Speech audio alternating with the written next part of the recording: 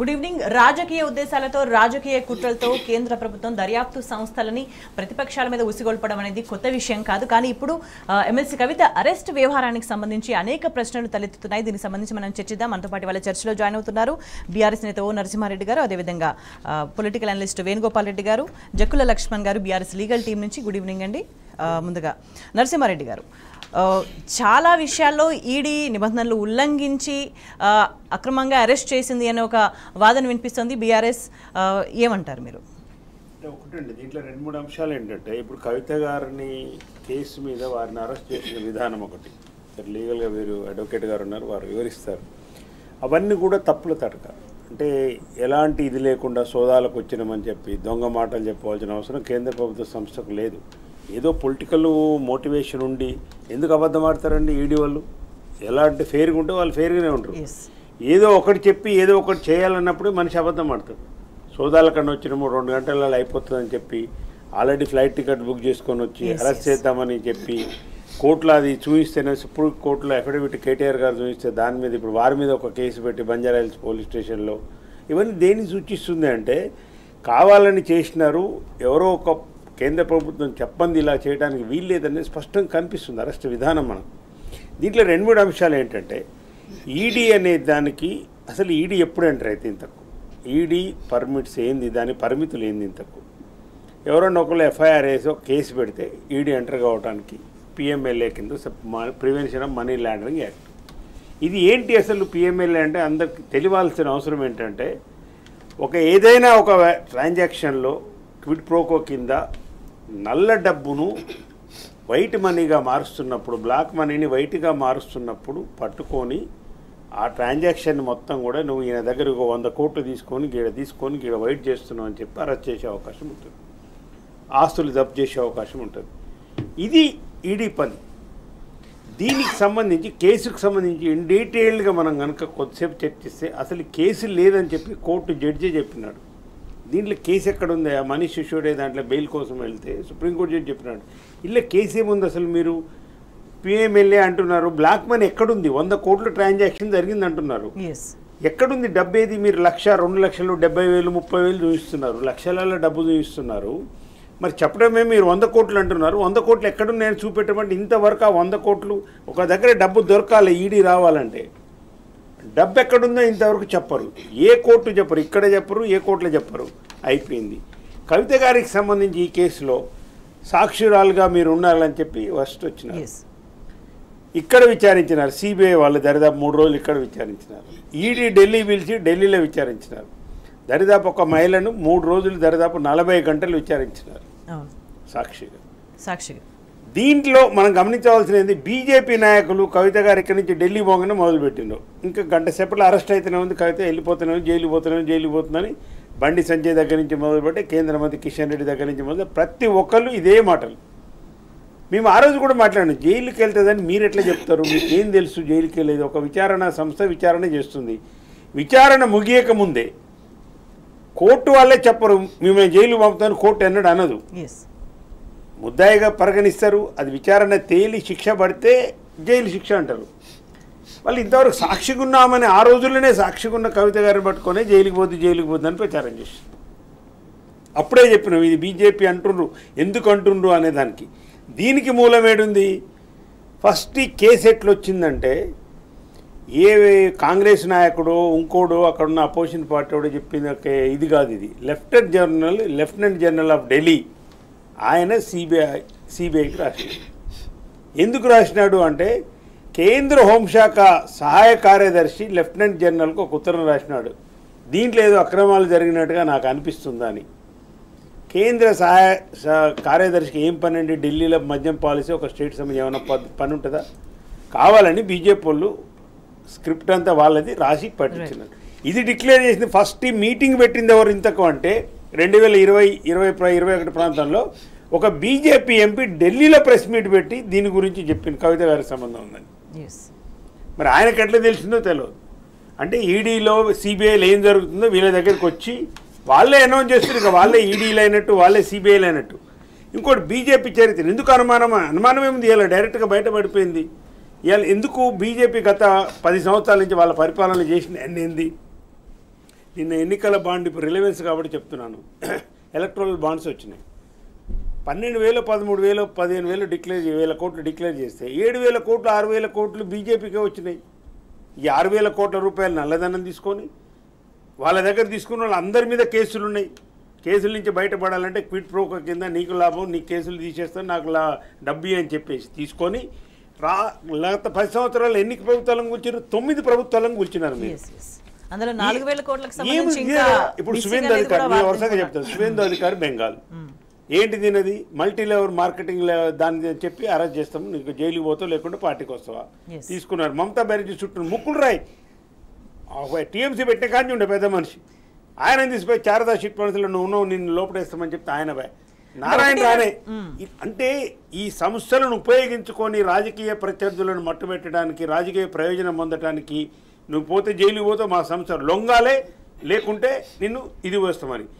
అదే ప్రెషర్ ఇక్కడ కూడా కేసీఆర్ గారి మీద కూడా చేయడానికి ప్రయత్నం చేయాలి. ఎందుకు అంటే కేసీఆర్ గారి దేశానికి సంబంధించి 4-5 స్లోగన్లు ఆయన చెప్పినాడు. అది మోడీకి భయం పట్టుకుంది. గుజరాత్ రైతులు కేసీఆర్ గురించి మాట్లాడుకోవటం మొదలుపెట్టిర్రు.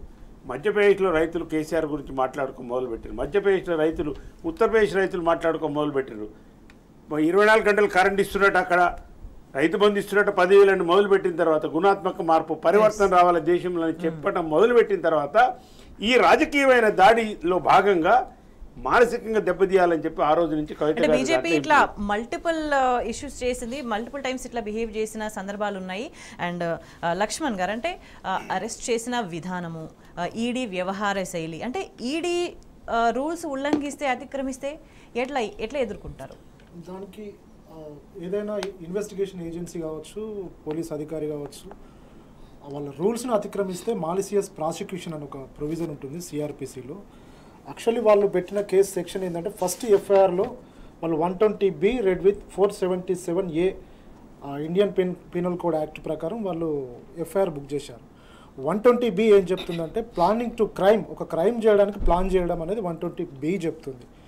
477 క్లాజ్ ఏ ఏం చెప్తుందంటే ఫాల్సిఫికేషన్ ఆఫ్ అకౌంట్, అంటే అకౌంట్ అమౌంట్ని ఏదన్నా మిస్యూజ్ చేస్తుంటే, ట్రాన్సాక్షన్ చేస్తుంటే, సారు అన్నట్టు దాని మనీ లాండరింగ్ జరిగినట్టు ప్రూఫ్స్ ఉంటే ఈ 477A క్లాజ్ అనేది వస్తుంది. అంటే ఆధారాలు లేకుండా ఈడీ ఇట్లా ప్రవర్తించడం, ఇట్లా అరెస్ట్ చేయడం, దాన్ని ఎట్లా చూడాలి?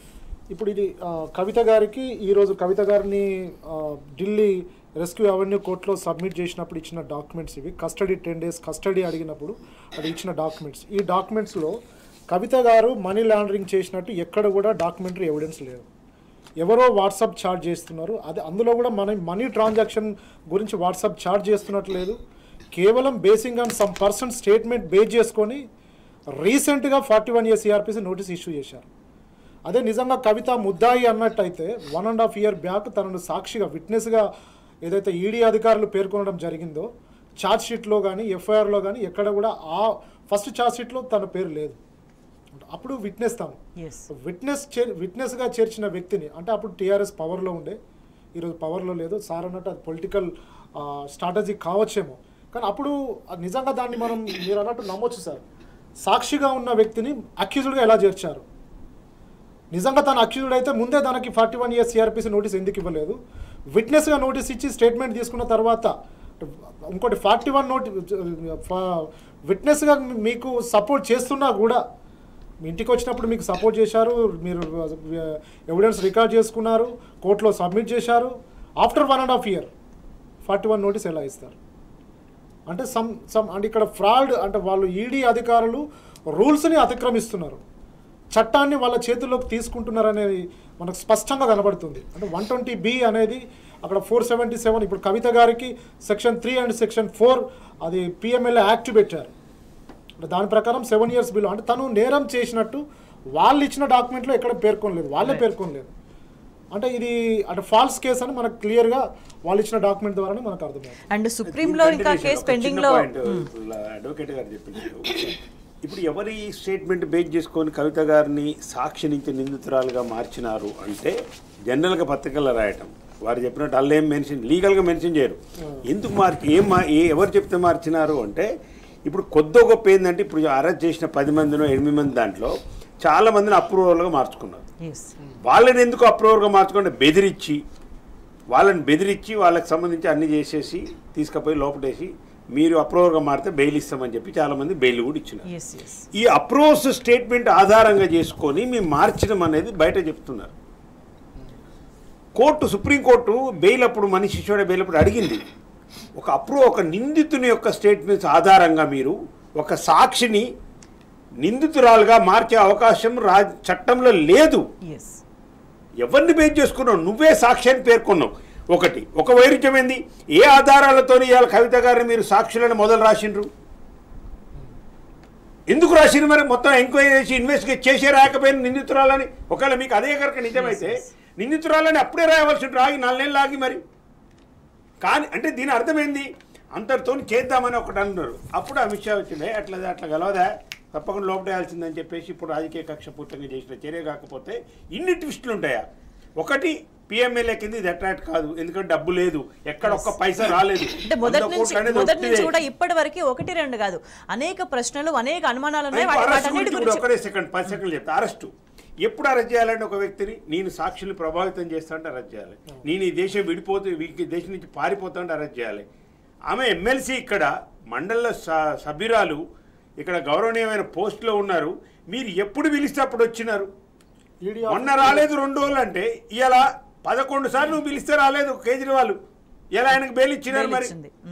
మరి ఈడీకి 3 సార్లు రాసి కేసు ఉందని చెప్పి మీరు సుప్రీంకోర్టులో అఫిడవిట్ పెట్టి మేము ఎలాంటి అరెస్టులు చేయము, కోర్సివ్ యాక్షన్ చేయమని చెప్పేసి అక్కడ స్టేట్మెంట్ ఇచ్చి అఫిడవిట్ ఇచ్చి ఇట్లా ఈడీలే దొంగలుగా మరి ఇట్లా చేస్తూ ఉంటే అసలు ఇక్కడి రాజ్యాంగం ఏంది, ప్రజాస్వామ్యం ఏంది, మోడీ రాజ్యాంగం, అమిత్ షా రాజ్యాంగము, ఇది ఏంటిది? అసలు ఏం నడుస్తుంది? ఎక్కడ డెమోక్రసీ అనే దానికి అనేక ప్రశ్నలు తలెత్తుతున్నాయి. వీటన్నిటి గురించి మనం మరింత డీటెయిల్ గా మాట్లాడదాం. వేణుగోపాల్ రెడ్డి గారు, కేసు ఎట్లా ప్రారంభమైంది అనే దగ్గర నుంచి చూసుకుంటే ఎమ్మెల్సీ కవిత అరెస్ట్ ఎట్లా జరిగింది, ఏ పద్ధతిలో జరిగింది, ఈడీ ఎట్లా వ్యవహరించింది అనే దానికి సంబంధించి అనేక ప్రశ్నలు, అనేక అనుమానాలు తలెత్తుతున్న సందర్భం.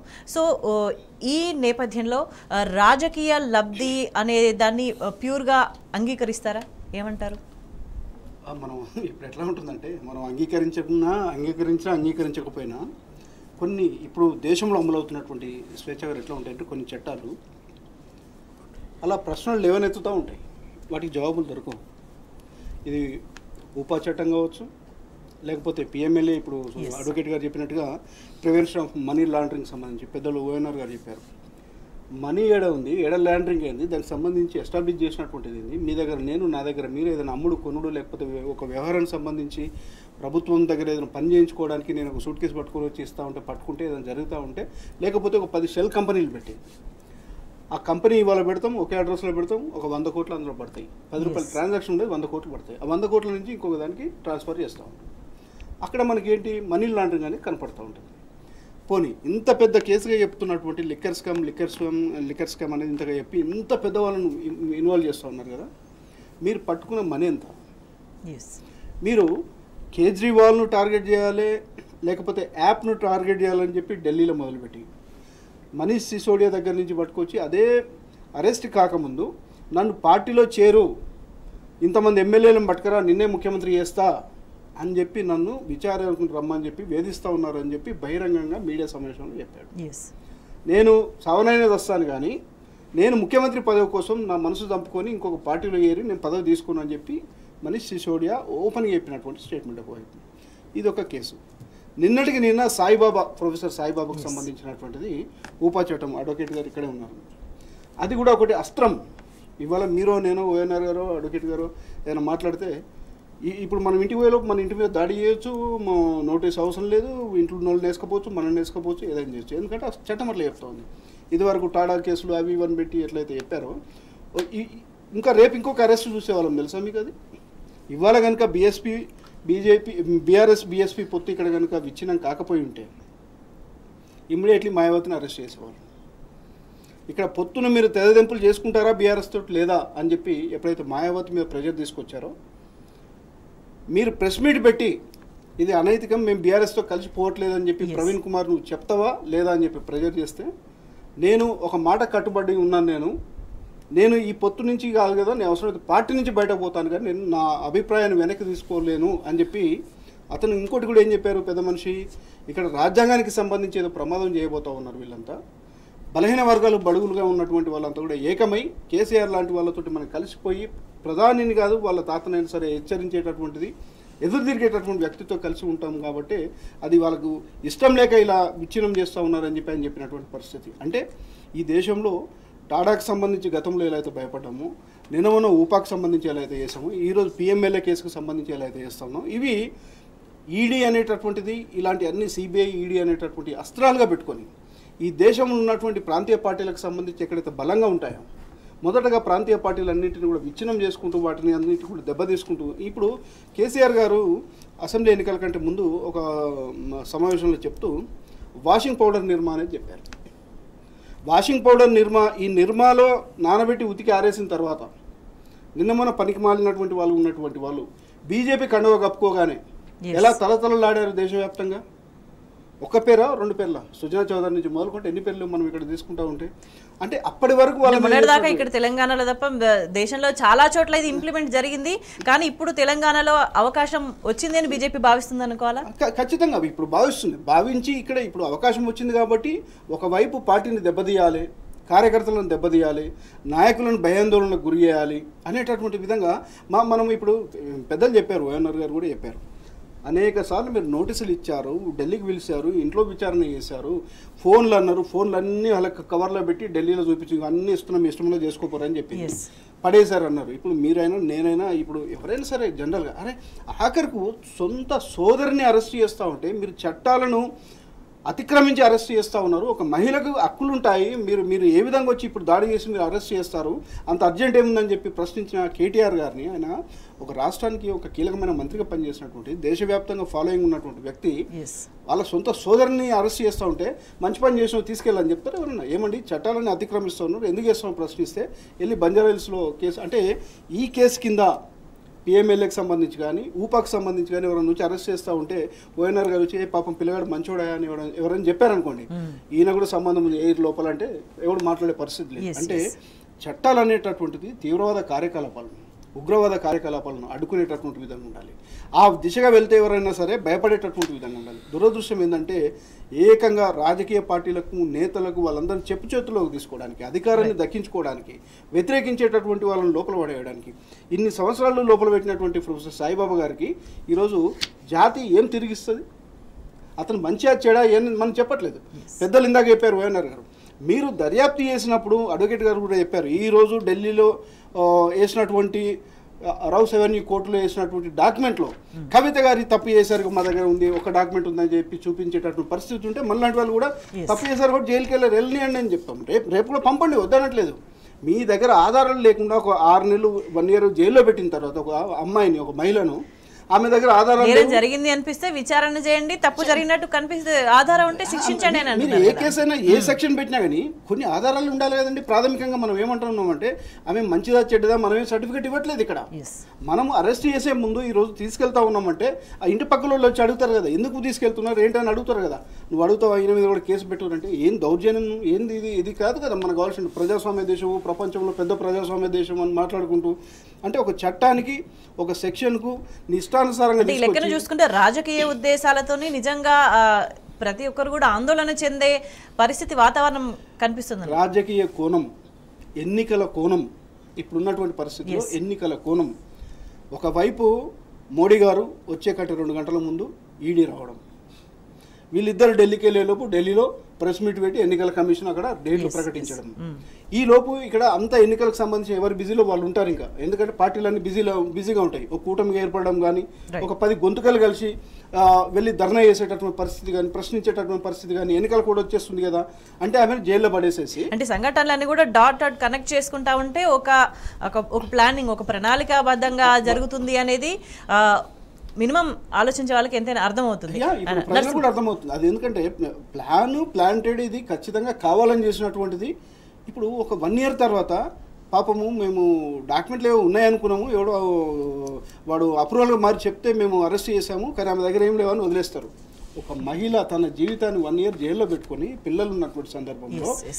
తను ఏ విధంగా మానసిక క్షోభకు గురవుతుంది, మనం ఇది ఆలోచన చేయాలి కదా. ఇవన్నీ పక్కన పెట్టేసేసి ఎస్ మీరు నిరూపించేటటువంటి విధంగా ఉంటే ఇంతకాలం ఏం చేశారు, మరి నిన్న ఒక డాక్యుమెంట్ ఎందుకు అదే కేటీఆర్ గారు ప్రశ్నిస్తున్నప్పుడు ఇగో మీ సోదరి తప్పు చేసింది, ఈ డాక్యుమెంట్ నువ్వు చదువుకో, ఇగో ఇది ప్రూఫ్ అని చెప్పి మీరు ఎందుకు ఎందుకు చెప్పలేకపోయారు? Yes. అంటే వాళ్ళ దగ్గర లేనట్టే కదా.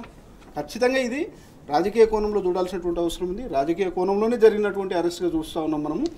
రేపు పొద్దున జరిగేటటువంటి ఇప్పుడు ఇందాక మనం మాట్లాడుకున్నాం, అనేక మంది కీలక నేతలను బలవంతంగా తీసుకెళ్లి పెట్టడం అనేటటువంటిది మనం చూస్తూ ఉంటే ప్రాంతీయ పార్టీలను ఒక విధంగా ఖచ్చితంగా కూని వేసేటటువంటి విధంగా వీళ్ళందరినీ కూడా ఎక్కడ నోరు మాయావతి నుంచి మొదలుకుంటే మమతా బెనర్జీ తీసుకోండి, మీరు కేజ్రీవాల్ ఇప్పుడు మనం మాట్లాడుకున్నాం, ఇక్కడ ఇది చూడండి, తమిళనాడులో జరిగినటువంటి పరిణామాలు చూడండి, ఎక్కడ తీసుకున్నా కానీ లేదనుకుంటే పార్టీలను శివసేన పార్టీలను చాలా ఉదాహరణలు కనిపిస్తున్నాయి. వీటన్నిటికి సంబంధించి మనం మరింత వివరంగా మాట్లాడుతున్నాం. సిబిఐని కానీ ఈడీని కానీ ఐటీని కానీ రాజకీయ ప్రత్యర్థులను లొంగ తీసుకోవడానికి కోసం బెదిరించడం కోసం కేసులు పెడుతున్నారని మీరు ఒప్పుకుంటున్నారా ఒప్పుకోవట్లేరు? అసలు వాళ్ళు పెట్టే కేసులు నిజమంటున్నారా తప్పంటున్నారా? మీరు ఈ విషయం తప్పించుకోకుండా మీరు జవాబు చెప్పాలి. ఎందుకు అంటే మీ అధినేత సోనియా గాంధీ గారిని వరుసగా 3 రోజులు తీసుకుపోయి అరెస్ట్ చేసి నేషనల్ హెరాల్డ్ కేసులో విచారించారు. ఉదయం 10 గంటల నుంచి నైట్ 8 వరకు 5 వరకు 6 వరకు. రాహుల్ గాంధీని తీసుకుపోయి విచారించినారు. మీరు అప్పుడు పిలిపించినారు వెంకటరెడ్డి గారు, రేవంత్ రెడ్డి గారు అప్పుడు పార్టీలు ఉండో లేడో ఇంకా తెలియదు నాకు, కానీ దేశవ్యాప్తంగా నిరసనలు మీరు చేపట్టినారు. ఢిల్లీ మొత్తం దిగ్బంధం చేసినారు. దేశకి నేత సోనియా గాంధీని ఎట్లా అరెస్ట్ చేస్తారు మీరు? అక్రమ కేసులు బీజేపీ ప్రభుత్వము, బీజేపీ పార్టీ ఈడీని, సిబిఐని, ఐటీని రాజకీయ ప్రయోజనాల కోసం ఉపయోగించుకుంటుంది, రాజ్యాంగ సంస్థలను దుర్వినియోగం చేస్తున్నారు అధికారాలని చెప్పి గొంతెత్తి మాట్లాడారు. అంటే జాతీయ ఇప్పుడు నేనేమంటున్నా, ఇప్పుడు మీ పార్టీ వాళ్ళని అరెస్ట్ చేస్తేనేమో మీరు ఇట్లాంటిది. నెక్స్ట్ ఇండియా కూటమిలో కేజ్రీవాల్ ఉన్నాడు, కేసీఆర్ లేడు. కేసీఆర్ ఏ కూటమిలో లేడు, ఎన్డీఏలో లేడు, ఇండియా కూటమిలో లేడు. అంటే ఇండియా కూటమిలో ఉన్న కేజ్రీవాల్ అరెస్టు తప్పంటాడు రాహుల్ గాంధీ. అక్రమంగా అరెస్ట్ చేసిండ్రు, అక్రమంగా కేసులు పెడుతున్నారు వాళ్ళ మీద అని చెప్పి ఆయన స్టేట్మెంట్ ఇస్తాడు. అంటే అదే కేసులో నేను అనేది ఎంత విచిత్రంగా ఎంత సోయి మాట్లాడుతారు కాంగ్రెస్ నాయకులు అంటే, మనీష్ సిసోడియా అరెస్ట్ అయింది అదే కేసు, అదే లిక్కర్ కేసులో. ఇంకా 2-3 అరెస్ట్ అయింది, ఆపోవాల్ అయింది అదే కేసులో. ఒక ఎంపీనో ఒక ఎమ్మెల్యేనో అరెస్ట్ అయింది. కేజ్రీవాల్ మీద నేపబడ్డ ఆరోపణ అదే కేసు. అదే కేసులో మీ కూటమిలో ఉంటేనేమో ఇది అక్రమ అరెస్ట్ అవుతుంది. అదే కేసులో కవిత గారిని అరెస్ట్ చేస్తేనేమో ఇది రాజకీయ డ్రామా అంటారు. బీజేపీ బీఆర్ఎస్ కలిసి ఆడుతున్న డ్రామా అంటారు. ఇది ఇంగితంగా ఉన్న మాటేనా? ఎవడైనా చెప్తే నమ్మే మాటేనా? ఏం మాట్లాడుతున్నారు మీరు? కొంచెం సోయి తెచ్చుకోండి కాంగ్రెస్ నాయకులారా. ఈ విధంగా రాజకీయ ప్రత్యర్థులను లొంగ తీసుకోవడం కోసం సిబిఐని వాడుకుంటున్నారని బీజేపీ జాతీయ విధానం కనుక మీదైతే, మీ కూటమి లేనంత మాత్రాన, మిమ్మల్ని వ్యతిరేకించినంత మాత్రాన, 10 సంవత్సరాలు మీకు డిపాజిట్ రాకుండా కేసీఆర్ ఓడగొట్టినంత మాత్రాన తెలంగాణలో మీరు ఇవాళ బీజేపీకి సపోర్ట్గా మాట్లాడతారా? అరెస్టు సక్రమే అంటారా? కేసు కవితకి నిజంగానే లిక్కర్ స్కామ్లు ఉందని మీరు మాట్లాడతారా? ఇది ఆ పద్ధతి, రాజకీయాలు చేసే పద్ధతి? దీనికి 2-3 కారణాలు అయి ఉండొచ్చు. ఒకటి, రేవంత్ రెడ్డికి ఆర్ఎస్ఎస్ మూలాలు ఉండటము ఒక కారణం అయి ఉండొచ్చు. ఏకనాథ్ షిండేగా నేను వస్తాను, ఎప్పటికైనా నాకేమన్నా మా అధిష్టానం అటు ఇటు అయితే మొత్తం నేను తీసుకొచ్చి బీజేపీని కలుస్తానని ఆమె ఏమన్నా ఈయన ఇచ్చి ఉండొచ్చు. ఏదైనా అయి ఉండొచ్చు. లేకపోతే అసలు వీళ్ళకు సోయి లేకపోయినా సోనియా గాంధీ కన్నా కానీ ఆలోచించాలి కదా, రాహుల్ గాంధీ ఆలోచించాలి కదా. అరే ఒక ఆడపిల్లని తీసుకుపోయి అరెస్ట్ చేస్తున్నారు, అదే కేసులో ఒక ఆయన అరెస్ట్ చేస్తే మనం ఖండించినాము, బీజేపీ తప్పని చెప్పినాము. మరి అదే కేసులో ఏమైనా అరెస్ట్ చేస్తున్నారు, కవిత గారిని అరెస్ట్ చేస్తున్నారు, మనం ఎట్లా కరెక్ట్ అంటారా? మీరు ఏం మాట్లాడుతున్నారు? ఏది జాతీయ పార్టీకి ఇక్కడున్న ఈ వింగ్కు అసలు రాష్ట్ర చాప్టర్కు సంబంధమే లేదు. అంటే తెలంగాణ పట్ల బీజేపీ వైఖరి ఎట్లా ఉంది అని అంటే గత ప్రభుత్వంలో ఎట్లా ఉంది, ఇప్పుడు ఎట్లా ఉంది అనేది క్లియర్గా కనిపిస్తుంది. 100 రోజుల అధికారం వచ్చిన అంటే ప్రమాణ స్వీకారం చేసిన 7వ తారీఖు నుంచి మేము చెప్తున్నాం, ఈ 2 పార్టీలు దేశం మొత్తం వేరు, తెలంగాణలో వేరు. కాంగ్రెస్ బీజేపీ తెలంగాణ రాష్ట్రంలో ప్రజలు బాగా గుర్తుంచుకోవాలి. పార్లమెంట్ ఎన్నికల్లో దయచేసి గమనించండి, ఈ 2 పార్టీలు ఒకే నెక్సెస్లో ఉన్నాయి, ఒకే నెక్సెస్లో పనిచేస్తున్నాయి. ఎందుకు పనిచేస్తున్నాయంటే ఇక్కడ బీఆర్ఎస్ పార్టీని లేకుండా చేయాలి, ఇక్కడ బలమైన నాయకుడు కేసీఆర్ గారిని లేకుండా చేయాలి, ఇది ఒక రాజకీయ దురుద్దేశంతో చాలా డీప్గా ఆలోచించి ఈ రెండు పార్టీలు చేస్తున్న కుట్రలో భాగంగా రాష్ట్రంలో జరుగుతున్న ఎవిడెన్స్ కూడా మనకు కనిపిస్తున్నాయి. గవర్నర్ గారు చేసిన చర్య మనకు క్లియర్గా కనిపిస్తుంది. ఇవాళ అవిశ్వాసాలు పెట్టి మున్సిపాలిటీలలో అవిశ్వాసాలు పెట్టి 10 మున్సిపాలిటీలలో ఇవాళ chairman Congress party BJP vice chairman తీసుకుంటున్నారు. క్లియర్గా మనకు కనిపిస్తుంది. ఇక్కడ రేవంత్ రెడ్డి గారు చెప్పంగానే ఇక్కడ నిధులు ఇస్తున్నారు, బిల్లులు పాస్ చేస్తున్నారు, అన్నీ చేస్తున్నారు. ఎందుకు చేయలేదు కేసీఆర్ గారు ఉన్నప్పుడు? 10 సంవత్సరాలు కొట్లాడి ఇసుకిపోయి ఒక సీఎం పోయి ఢిల్లీలో ధర్నా చేయవలసిన పరిస్థితి ఎందుకు వచ్చింది? కాబట్టి ప్రజలు గుర్తుంచుకోవాలి, లోక్సభలో కూడా రేపు జరగబోయేది ఇదే. కాబట్టి దయచేసి మీరు జాగ్రత్తగా అప్రమత్తంగా ఉండాలి. ఈ రెండు పార్టీల కలయిక తెలంగాణ ప్రజలకు నష్టం చేకూరుస్తుంది, తెలంగాణ ప్రయోజనాలకు నష్టం చేకూరుస్తుంది. కాబట్టి రాజకీయంగా ఈ రెండు జాతీయ పార్టీలు ఆడుతున్న నాటకాన్ని ప్రజలు ఖచ్చితంగా గుర్తించాలని నా విజ్ఞప్తి. ఎస్ లక్ష్మణ్ గారు, అంటే సుప్రీంలో కేసు పెండింగ్లో ఉండగా ఈడీ ఇటువంటి చర్యలకు ఎట్లా పాల్పడుతుంది అనే ఒక బేసిక్ క్వశ్చన్ వస్తుంది. యాక్చువల్లీ ఈరోజు సుప్రీంకోర్టులో మనం అది ఢిల్లీ అంటే కోర్టును ధిక్కరించినట్టే కదా అనేది వస్తుంది. ఈడీ కోర్టులో మన తరపున అడ్వకేట్స్ ఆర్గ్యుమెంట్ చేసినప్పుడు జడ్జి గారు కూడా ఓరల్ ఆర్గ్యుమెంట్ చేసినప్పుడు మొన్ననే మన కోర్సివ్ యాక్షన్ తీసుకోవద్దు, ఎలాంటి బలవంతపు చర్యలు మీరు చేపట్టొద్దని మీరే చెప్పారు, చేపట్టమని వాళ్ళే చెప్పారు. జస్ట్ 3 days సుప్రీంకోర్టులో ట్యూస్డేకి పోస్ట్ అయింది. ఈ 3 రోజులకు మీరు పోయేదేముంది, ఎందుకు అరెస్ట్ చేశారని జడ్జి గారు ఈడీ వాళ్ళని అడిగితే సమాధానం లేదు అక్కడ.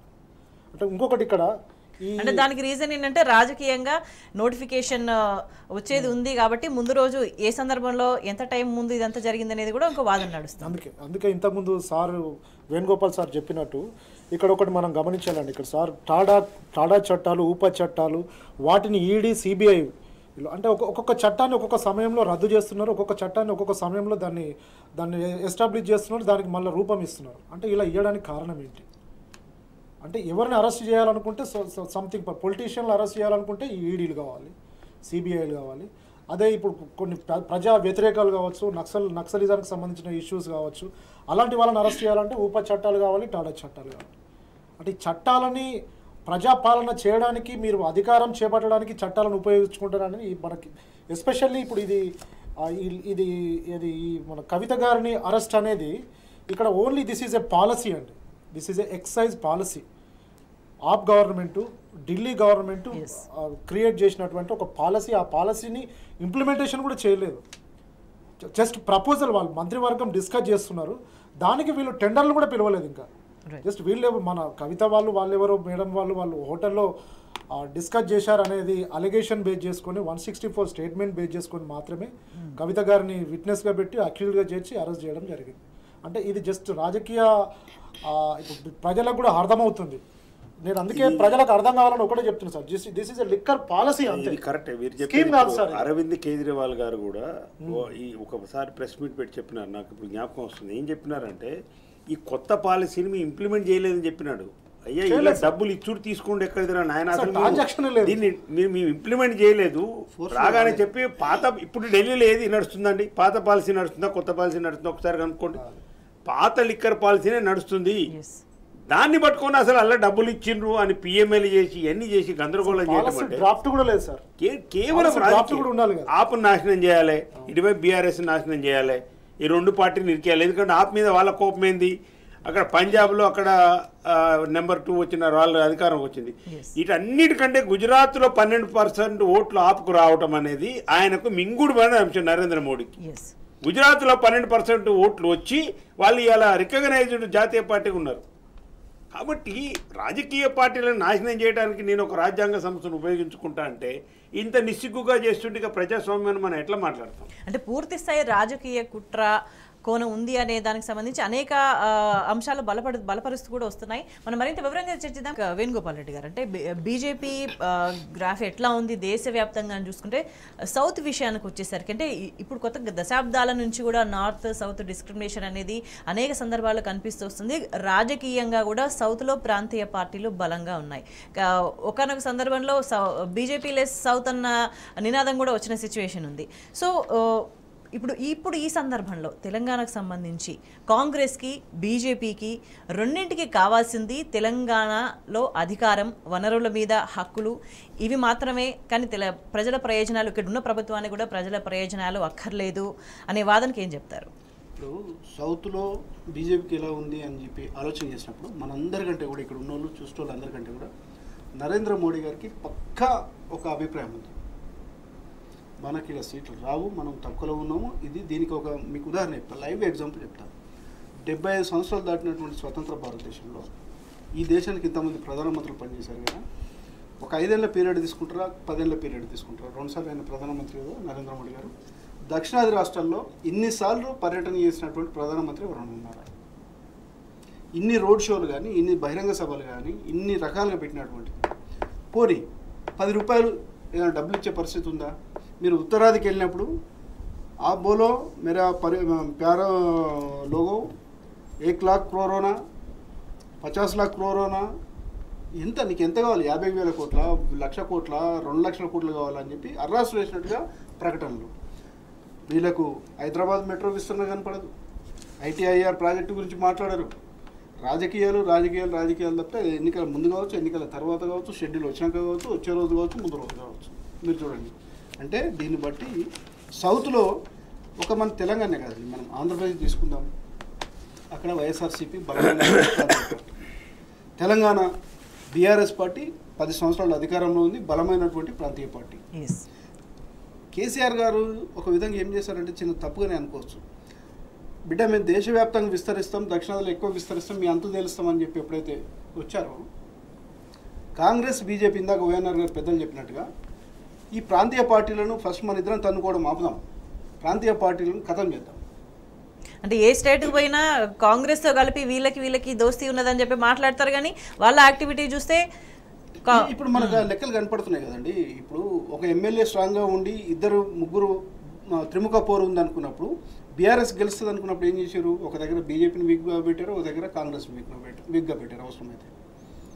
అట్లా చేయడం వల్ల ఏమైంది? తక్కువ మెజార్టీతో ఓడిపోయినటువంటి 19 సీట్లు బీఆర్ఎస్ ఉన్నాయి. ఆలోచన చేయండి మీరు ఇక్కడ. అంటే ఒక విధంగా పేరుకు జాతీయ పార్టీలుగా దేశవ్యాప్తంగా నీ కూటమి నా కూటమి అని చూసుకుంటా ఉన్నారు, కానీ వీళ్ళు లోపాయికారిగా ఒప్పందంతో ప్రాంతీయ పార్టీలను ఖతం చేయాలనేటటువంటి ఒక పక్క వ్యూహంతో వెళ్తూ ఉన్నారు. అందులో మీకు అదే చెప్తా ఉన్నాడు, మనం డిస్టర్బ్ అయ్యాము. కర్ణాటకకి రండి, ప్రాంతీయ పార్టీలు ఉన్నాయి. తమిళనాడుకి వెళ్ళండి, బలమైనటువంటి డిఎంకే ఏఐఏడిఎంకే ఉన్నాయి. పక్కన ఉన్నటువంటి కేరళకి వెళ్ళండి. మీరు ఏ దక్షిణాది రాష్ట్రం తీసుకున్నా ప్రాంతీయ పార్టీలు అన్నింటిలో మనం ముఖ్యంగా ప్రాంతీయవాదం అనేటువంటి, ఎందుకంటే ఉత్తరాది అనేటటువంటిది మాకు నిధుల కేటాయింపులో కానీ, ఉద్యోగాలకు సంబంధించినటువంటిది కానీ, రాజకీయ నేతలకు ఇచ్చేటటువంటి గౌరవానికి సంబంధించినటువంటిది, పదవులకు సంబంధించి కానీ. మీరు ఈరోజు ప్రైమ్ మినిస్టర్ ఆఫీస్లో తీసుకోండి స్వేచ్ఛ గారు, మీకు చెప్తాను, ప్రజలకు కూడా మీ ద్వారా తెలియాలి. ఓఎన్ఆర్ గారికి ఉన్న అడ్వకేట్ లక్ష్మణ్ గారికి కూడా ఐడియా ఉంటుంది. ప్రైమ్ మినిస్టర్ ఆఫీస్లో ఉన్నటువంటి సిబ్బందిని తీసుకోండి. దక్షిణాది నుంచి నాట్ ఈవెన్ 1%. మీరు అమిత్ షా హోమ్ మినిస్టర్గా చెప్పుకుంటున్నటువంటి ఆఫీస్లో మీరు తీసుకోండి. ప్రిన్సిపల్ సెక్రటరీస్, మనకు సెంట్రల్ సెక్రటరీస్కి సంబంధించినటువంటిది, పబ్లిక్ సెక్టర్ యూనిట్స్కి సంబంధించినటువంటి ఏ సంస్థలైనా తీసుకోండి. ఇది ప్రజలకు తెలియాలి, యువతకు తెలియాలి. ముఖ్యంగా ఈ దక్షిణాది రాష్ట్రాల్లో ఉన్నటువంటి, ముఖ్యంగా తెలంగాణ లాంటి రాష్ట్రంలో ఉన్నటువంటి ప్రజలకు తెలియాలి. అంటే మనము ప్రపంచవ్యాప్తంగా అనేక సంస్థలకు మన తెలుగువారు, తెలంగాణ ప్రాంతం నుంచి వెళ్ళినటువంటి వాళ్ళు సిఓలుగా సంస్థలు నడిపేటటువంటి వాళ్ళుగా అధిపతులుగా ఉంటారు. ఈ దేశంలో రాజకీయాలకు సంబంధించి, దేశ పాలనకు సంబంధించి పనికొచ్చే మేధావితనం వాళ్ళకి లేదా? ఎందుకు ఇక్కడి నుంచి సెలెక్ట్ అయిన ఐఏఎస్లను, బ్యూరోక్రాట్స్ను కనీసం పిఎంఓ దగ్గర రానివ్వరు? ప్రైమ్ మినిస్టర్ ఆఫీస్లో ఉన్నటువంటి వాళ్ళు తీయండి మీరు. గుజరాత్కి సంబంధించినటువంటి వాళ్ళు, ఉత్తరప్రదేశ్కి సంబంధించినటువంటి వాళ్ళు 87% ఆన్ రికార్డ్ చెప్తా ఉన్నాను. గుజరాత్ ఓన్లీ గుజరాత్ నుంచి 73% ఉన్నారు.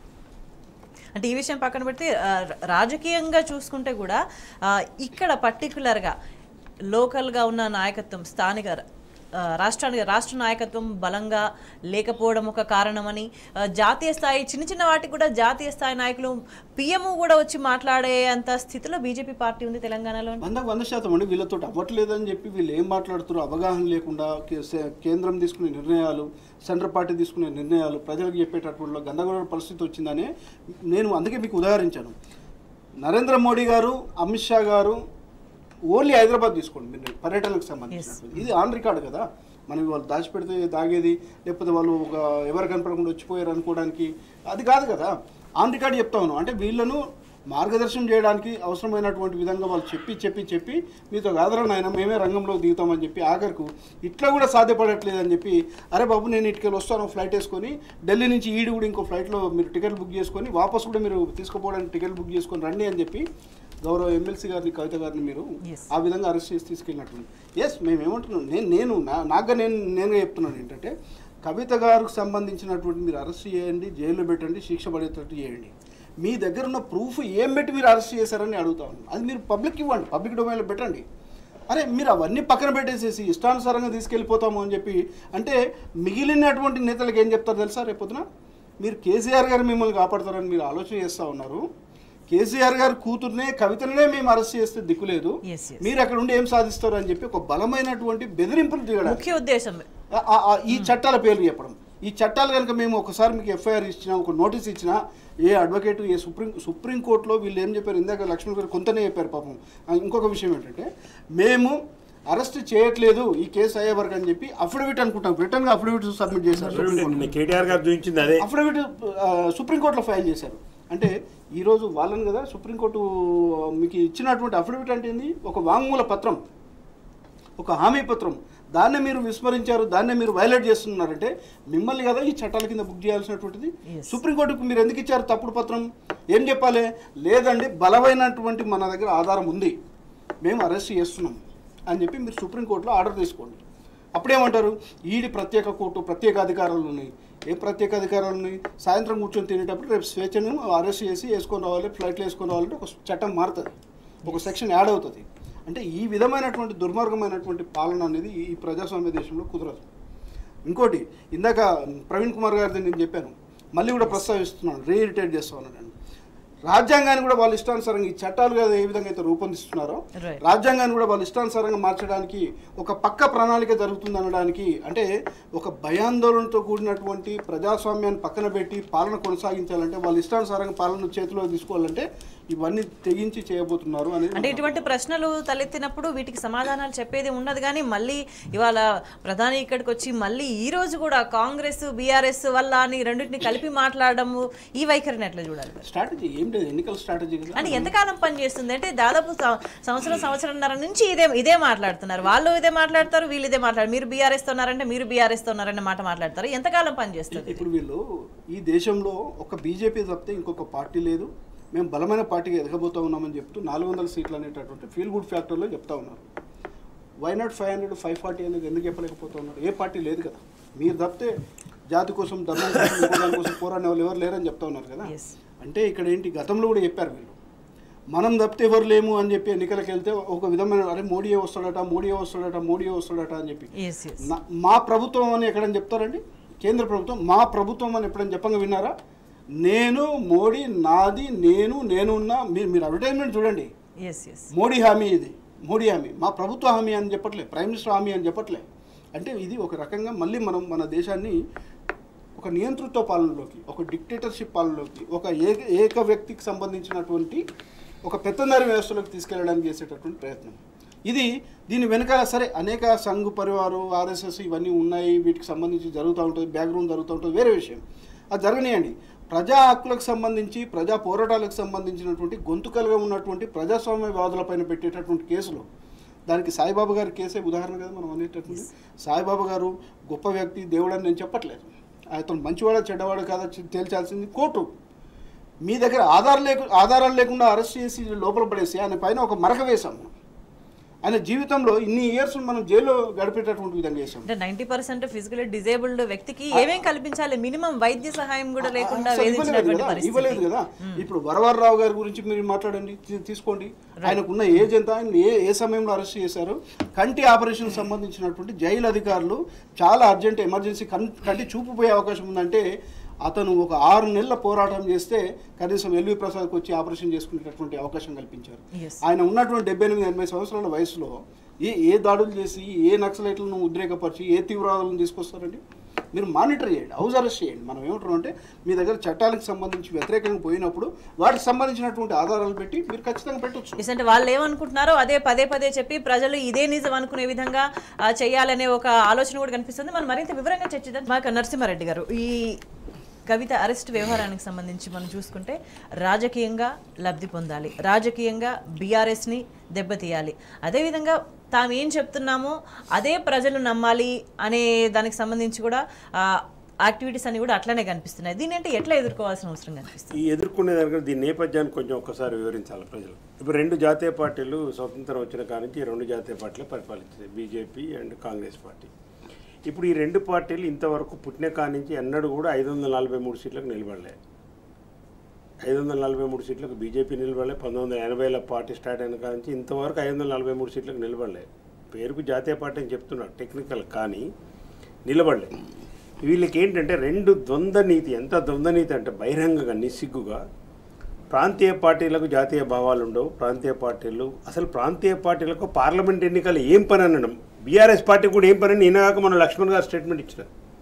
ఇంతకుముందు కూడా 2019లో కూడా ఆయన అదే స్టేట్మెంట్ ఇచ్చినాడు. అసలు బీఆర్ఎస్కు రిలవెన్స్ ఏంది ఈ ఎన్నికలకు అంటుండు. నేను అడిగేది ఏంటంటే, మీరు కనుక ప్రాంతీయ పార్టీలు అవసరం లేదు దేశానికి, వాళ్ళకు జాతీయ భావాలు లేవని మీరు నిజంగా భావిస్తే మీరు ఎన్డీఏ కూటమిలో 32 పార్టీలు ఎందుకు చేర్చుకుంటున్నారు? అంటే మీ గెలుపు కోసం ఎక్కడైతే రాష్ట్రాలలో మీరు బలహీనంగా ఉన్నారో, అక్కడ మీకు ఎంపీ సీట్లు రావో, అక్కడ మీరు ప్రాంతీయ పార్టీలతో అలయన్స్ పెట్టుకోవాలి, మీరు అక్కడ గెలవాలి. దానికి మాత్రం వాళ్ళు ఉపయోగపడాలి, వాళ్ళ ఓట్లు కావాలి, వాళ్ళ సీట్లు కావాలి. కానీ ఎక్కడైతే మీరు కొంచెం ఉన్న దగ్గరనేమో అక్కడ ప్రాంతీయ పార్టీలు అవసరం లేదు. 32 మంది మా దాంట్లో ఉన్నారని ఒక ఆయన 26 మంది ఉన్నారని జాతీయ కాంగ్రెస్ పార్టీ ఎన్డీఏ కూటమి మా దాంట్లో 30 మంది ఉన్నారని పోటీలు పడి ఒక పార్టీ ఆయన అడుగుంజా ఎందుకు ఇవన్నీ చేస్తున్నారు? ఈ ద్వంద్వనీతి కాదా మీకు? నిజంగా మీకు నిలబడే దమ్మే ఉంటే 543 నిలబడండి, ఎన్ని వస్తాయని రానియండి. మీరు 300 వస్తున్నాయంటారు కదా, 300 వస్తే కూడా మళ్ళీ ఎందుకు ప్రాంతీయ పార్టీలతో పొత్తు మరి మీకు ఇవ్వాలా? అంటే మీకు మమతా బెనర్జీ వద్దు, కేసీఆర్ వద్దు, ఆ పైన కేజ్రీవాల్ వద్దు, నవీన్ పట్నాయక్ వద్దు, డిఎంకే స్టాలిన్ వద్దు, వీళ్ళందరినీ తీసేసి ఏం దేశం గురించి మాట్లాడతారండి మీరు? ఏ భారతదేశం గురించి మాట్లాడుతున్నారో చెప్పండి. ఇన్ని పార్టీలను తీసేసి మీరు ఏ దేశం గురించి మాట్లాడుతున్నారు? మీరేలే ఉత్తరప్రదేశ్ కావాలి, అక్కడ అఖిలేష్ యాదవ్ ఉన్నాడు, అఖిలేష్ యాదవ్ వద్దు, ఎవరు వద్దు, మీకు మీరు ఇద్దరే ఉండాలి. ఇది నేపథ్యం. ఇక్కడ కేసీఆర్ గారు దీనికి బ్రేక్ వేసి 75 సంవత్సరాల నుంచి ఈ 2 జాతీయ పార్టీలు భారతదేశాన్ని పరిపాలిస్తున్నాయి. వీళ్ళు ఈ దేశాన్ని అనుకున్నంతగా అభివృద్ధి చెందలేకపోయినారు. వనరులు ఉన్నప్పటికీ కూడా వీళ్ళు ప్రణాళికాబద్ధమైన పరిపాలన చేయలేదు కాబట్టి ఈ దేశం వెనుకబడ్డదని చెప్పి వాటర్ గురించి చెప్పిండు, 75,000 టీఎంసీ కరెంటు చెప్పిండు, 4 లక్షల మెగావాట్ చెప్పిండు, అన్నీ చెప్పినాడు ఆయన. ఈ 2 చెప్పేవారికి 2 జాతీయ పార్టీలకు వెలక్కాయబట్టి మింగలేదు. అందుకే కేసీఆర్ గారు మేము కాంగ్రెస్ పార్టీకి బీజేపీ పార్టీకి సమదూరంలో ఉన్నాం, ఈ 2 పార్టీలు ఏ కూటమిలో నేను చేరనని వారు ప్రకటించినారు. అందుకే చూడండి విచిత్ర పరిస్థితి రాష్ట్రంలో. నేను చాలా టీవీలలో అడిగినాను, అరే ఇప్పుడు కాంగ్రెస్ పార్టీ మమ్మల్ని విమర్శించింది బీఆర్ఎస్ అంటే అర్థం ఉంది, ఎందుకంటే మీ ప్రధాన ప్రతిపక్షం కాబట్టి. బీజేపీ వాళ్ళు కూడా మమ్మల్ని విమర్శించబడ్డరి అంటే ఏ రాష్ట్రంలోనైనా భారతదేశంలో స్వేచ్ఛ గారు ఒక ప్రతిపక్ష పార్టీ ఇంకొక ప్రతిపక్ష పార్టీని విమర్శిస్తుందా? అంటే ప్రతిపక్ష పార్టీకి వైరుధ్యం ఉంటుందా? ఈ 2 ప్రతిపక్ష పార్టీలు కలిసి అధికార పార్టీని ఎదుర్కొంటామా? అసెంబ్లీలో అదే తంతు, టీవీలలో అదే తంతు, వాట్సాప్లలో అదే తంతు. అంటే ప్రాంతీయ పార్టీల అవసరానికి వినియోగించుకోవాలి. ప్రాంతీయత అంటే అక్కడి వరకే జాతీయ అంశాలు మాట్లాడకూడదు. తెలంగాణలో నేను చెప్పేది అంటే Congress party BJP party nexus ఉందంటానికి బహిరంగంగా మనకు కనిపిస్తుంది. ఈ 2 పార్టీలు బీఆర్ఎస్ మీద అటాక్ చేస్తుంది. అంటే ప్రాంతీయంగా బలంగా ఉన్న పార్టీలు ఏవి జాతీయ అంశాల గురించి మాట్లాడకూడదు. అస్తిత్వ పోరాటంతో వచ్చిన ఏ పార్టీలు వీళ్ళిద్దరికి నచ్చవు. ఒక తెలంగాణ సాధన కోసం అస్తిత్వ పోరాటం నుంచి పుట్టిన కేసీఆర్ బీఆర్ఎస్ పార్టీ వీళ్ళకి నచ్చదు. ఒక డిఎంకే పార్టీ అస్తిత్వ పోరాటం నుంచి వచ్చిన పార్టీ వాళ్ళకి నచ్చదు. అక్కడ బీజు పట్నాయక్ నచ్చడు. మమతా బెనర్జీ కాంగ్రెస్ ఛేదించి వచ్చింది, ఆమె కాంగ్రెస్ నుంచి చీలు వచ్చి కాంగ్రెస్ని ఓడగొట్టింది, ఆమె నచ్చదు. అఖిలేష్ యాదవ్ ఒక సమైక్య కోసం ఏది సెక్యులర్ పార్టీ మొదటి నుంచి పుట్టిన కాడి నుంచి, అది నచ్చదు నీకు. సమాజ్వాదీ పార్టీ. ఈ పార్టీలు లేని దేశాన్ని, ఈ పార్టీలు లేని ఎన్నికలను మీరు కోరుకుంటే మీ అంత మూర్ఖులు ఇంకో లేరు ఈ దేశంలో. కాబట్టి ఈ అరెస్టులకు బీఆర్ఎస్ పార్టీ వెరవదు. ఖచ్చితంగా నిలబడతాం, న్యాయపరంగా కొట్లాడతాం, ప్రజాక్షేత్రంలో కొట్లాడతాం, మీ మందిని ఎండగడతాం. మీ ఈ రాజకీయ కుట్ర ఏందనేది ఖచ్చితంగా ప్రజలకు రేపటి నుంచి తెలుస్తుంది. ఇవాళ కొన్ని వేల మంది, ఒక్కొక్క నియోజకవర్గంలో కొన్ని వేల మంది బీఆర్ఎస్ కార్యకర్తలు, ప్రజలు, మహిళలు అందరూ కూడా వచ్చి ఇవాళ కవిత గారి అరెస్ట్ను ఖండిస్తూ వీధుల మీదకి వచ్చి వీధుల దగ్గరకు వచ్చారు అంటేనే దీని అర్థం మీ రంగు బయటపడబోతుంది. మీరేదైతే రాజకీయ లబ్ధి పొందాలనుకుంటున్నారో ఆ లబ్ధి పొందలేకుండా చేస్తామనేది గుర్తు చేసుకోవాలి. అండ్ వన్ మోర్ థింగ్ అంటే బలమైన అస్తిత్వం ఉన్న పార్టీలు జాతీయ అంశాలు మాట్లాడినప్పుడు మమ్మల్ని దాటిపోతాయేమో అన్న ఇన్సెక్యూరిటీ కూడా ఉందని భావించాలి. 100% వీళ్ళ అధికారంలోకి రాకూడదండి. అసలు వీళ్ళకి వచ్చిన సీట్లు ఏంటండి? ఇప్పుడు 543లో ఈయన 273 ఆయనకు వచ్చినాయి, ఈయనకు 52 వచ్చినాయి. ఒక లెక్క చెప్తాను మీకు. 543 సీట్స్లో ఈయనకు 273 హైయెస్ట్ సీట్లు అనుకుందాం. పోయినసారి బీజేపీకి వచ్చినాయి, వీళ్ళకి వచ్చినాయి 52, మొత్తం కలిపితే 300 చిల్లర. మరి ఇంకా 270 ఎవరికి వచ్చినాయి? వీళ్ళకే కదా వచ్చింది. సింపుల్ లెక్క. మీ ఇద్దరు కలిసి ఎన్ని వచ్చినాయి? అన్ని సీట్ల కంటే దరిదాపు 80% సీట్లు మమతా బెనర్జీకి వచ్చినాయి, కేసీఆర్కి వచ్చినాయి, జగన్కి వచ్చినాయి, నవీన్ పట్నాయక్ వచ్చినాయి, డిఎంకే స్టాలిన్కి వచ్చినాయి, అఖిలేష్ యాదవ్కి వచ్చినాయి. మీకున్న సీట్లండి మీకంటే ఎక్కడ తక్కువ ఉన్నారు? ఎక్కడ తక్కువ ఉన్నారు చెప్పండి.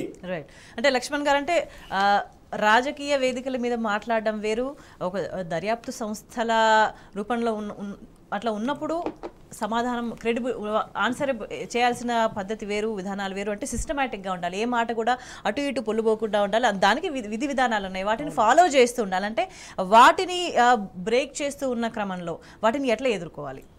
ఇందులో ఒకటండి, ఇప్పుడు మన కవిత గారికి ఈడీ 41 years సిఆర్పిసి కింద నోటీస్ ఇచ్చారు. యాజ్ పర్ 41 మీరు చెప్పారు రూల్స్, 41 years సిఆర్పిసి ప్రొవిజన్ ఏం చెప్తుందంటే బిలో 7 years ఉన్న ఏవైతే శిక్ష పడే నేరాలు ఉంటాయో ఆ నేరాలలో నోటీస్ ఇవ్వండి, ఛార్జ్షీట్ ఫైల్ చేసిన తర్వాత తను కోర్టు నుంచి సమ్మన్ వస్తుంది, అప్పుడు కోర్టులో అపియర్ కావాలి. అది కోర్టు డిసిషన్ తర్వాత కన్విక్షన్ పడుతుందా అక్విటల్ అవుతుందన్నది కోర్టు డిసిషన్. ఇక్కడ వాళ్ళు 41 ఈడీ అధికారులు 41 years సిఆర్పిసి ప్రకారం కవిత గారికి నోటీస్ ఇచ్చినప్పుడు తనకు రెస్పాండ్ అయ్యారు.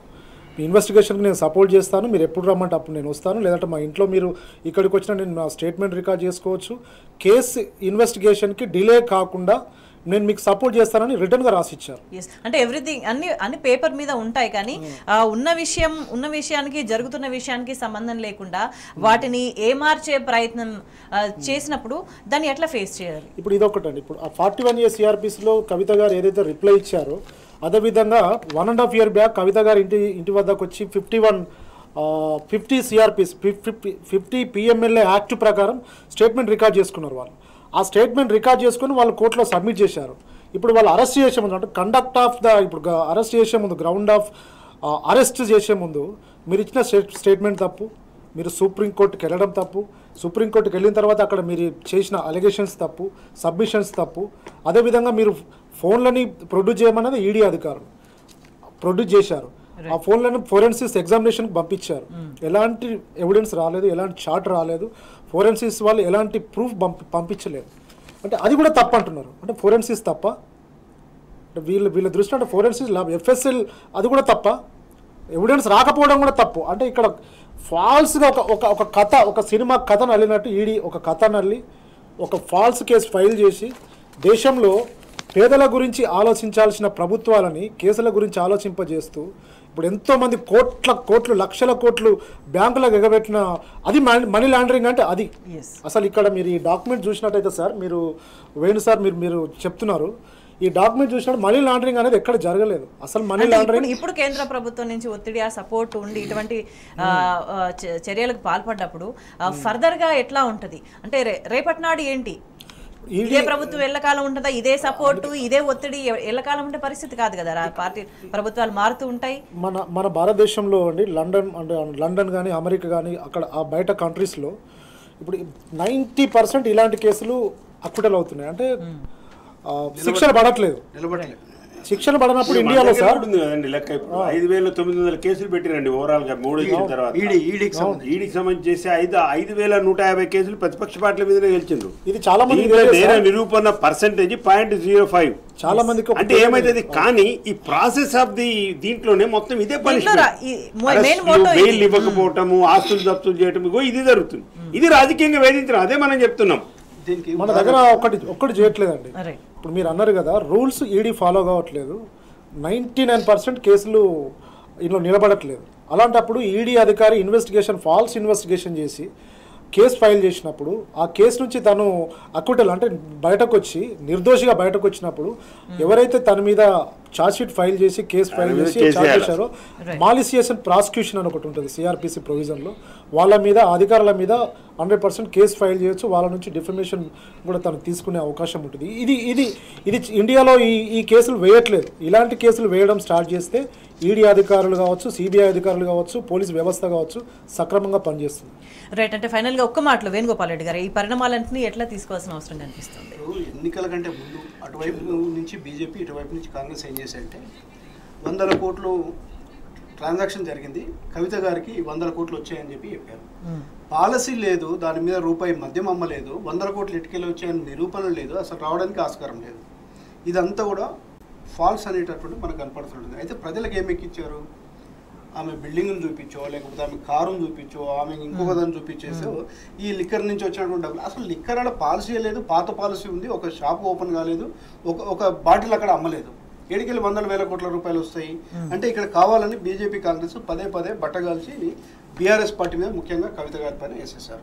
ఇందాక వైఎన్ఆర్ గారు చెప్పిన దానికి, అలాగే లక్ష్మి గారు చెప్పిన దానికి అదనంగా ఆంధ్రప్రదేశ్ తీసుకోండి. మీరు అక్కడ 2 బలమైనటువంటి ప్రాంతీయ పార్టీలు, మొత్తం ఆంధ్రప్రదేశ్ నుంచి ఉన్నటువంటి అసెంబ్లీలో కానీ పార్లమెంట్లో కానీ బీజేపీకి ఒక్క సీట్ లేదండి. ఎమ్మెల్యేలు లేరు, ఎమ్మెల్సీలు లేరు, ఎంపీలు లేరు. లిక్కర్ మ్యానుఫ్యాక్చర్ అవుతుంది అక్కడ జరిగేటటువంటి పరిస్థితి మీరు ఆలోచన చేయండి ఒకసారి. రెండవది, బద్ధ శత్రులుగా ఉండే వైఎస్ఆర్సీపీ, టీడీపీ కూడా సందర్భం వచ్చినప్పుడు బీజేపీకి కేంద్రంలో ఒక్క ఓటు కూడా పక్కకు పోకుండా మొత్తం గంపగుత. ఈవెన్ బీజేపీ అధికారంలో ఉన్న రాష్ట్రంలో గుజరాత్లో కూడా వ్యతిరేక ఓట్లు వచ్చాయి. కానీ ఆంధ్రప్రదేశ్లో వీళ్ళకి ఒక్క సీట్ లేకపోయినా ఒక్క ఓటు కూడా వ్యతిరేకంగా రాలేదు. అంటే బిడ్డ మీకు కేసులు ఉన్నాయి, మీరు మాకు ఓటు వేయకపోతే, మాకు సపోర్ట్ చేయకపోతే మీ ఇద్దరు పని జైల్లో పెడతామనేటటువంటి, అంటే చంద్రబాబు నాయుడు గారిని కానీ జగన్ గారిని కానీ లొంగ తీసుకునే ప్రయత్నం చేసుకుని ఓట్లు వేయించుకునే పరిస్థితి. వాళ్ళు వినకపోతే జైలుకు పంపే పరిస్థితి. రైట్. ఏదేమైనా కూడా ఎమ్మెల్సీ కవిత అరెస్టుకు సంబంధించి అనేక ప్రశ్నలు ప్రజల్లో తలెత్తుతున్నాయి. వీటన్నిటికీ సమాధానాలు ఎక్కడున్నాయనంటే చెప్పలేని సిచ్యువేషన్ కనిపిస్తుంది. కేంద్ర ప్రభుత్వం నుంచి కానీ, సపోర్ట్ చేస్తున్న పార్టీలకు సంబంధించి కానీ, ఏదేమైనా కూడా రాజకీయ కుట్రతోని చేసే వీటన్నిటిని కూడా ఖచ్చితంగా న్యాయపరంగా ఎదుర్కొంటామని చెప్తుంది బీఆర్ఎస్. చర్చలో పాల్గొన్న నరసింహారెడ్డి గారికి, లక్ష్మణ్ గారికి, వేణుగోపాల్ రెడ్డి గారికి ధన్యవాదాలు. That's all for this state.